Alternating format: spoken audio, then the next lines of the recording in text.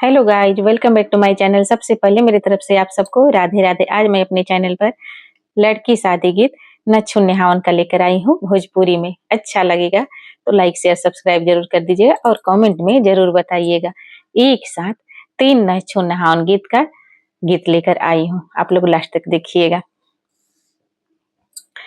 हमरो पापा जी के ऊंची अंगनवा पोखर खनवा दई मोरे पापा, पोखर खुनवा दई मोरे पापा, पोखर खुनवा द बेटी के नहवा द चुनर पहना द ए मोरे अम्मा, चुनर पहना द ए मोरे अम्मा।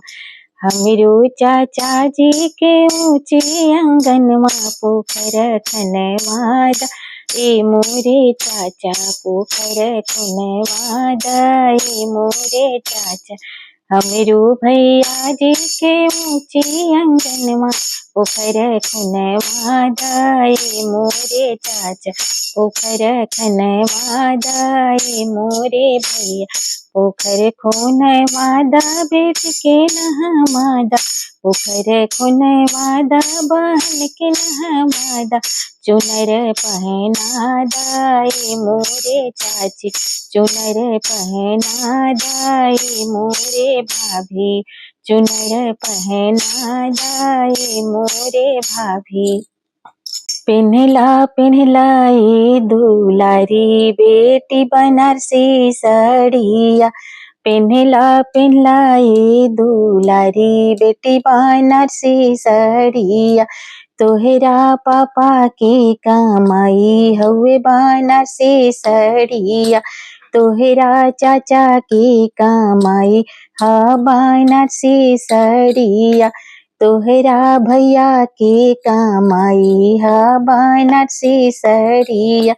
हमें ना पहनबे मामी हो साड़िया, हमें ना पहनबे चाची इहो साड़िया, हमें ना पहनबे भाभी हो साड़िया। हमारे नई हर छोड़व लसई है साड़िया, हमारे नई हर छोड़व लसई साड़िया।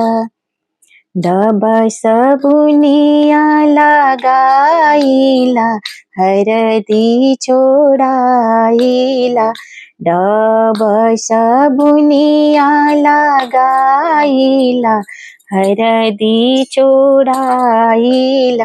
ए तबहु ना छुटेला हरदिया, हरदिया मुँह पियर जी, ए तबहु ना छुटेला हरदिया, हरदिया मुँह पियर जी।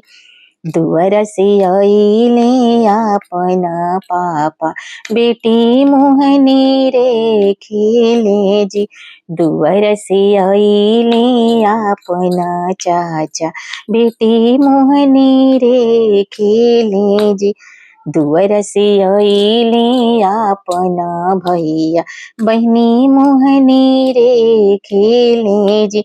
अरे आजू के पेन्हला पियरिया त बेटी मोरे दूलमा भैली जी, अरे आजू के पेन्हला पियरिया त दीदी मोरे दूलमा भैली जी, अरे आजू के पेन्हला चुनरिया त बेटी मोरे दूलमा भैली जी।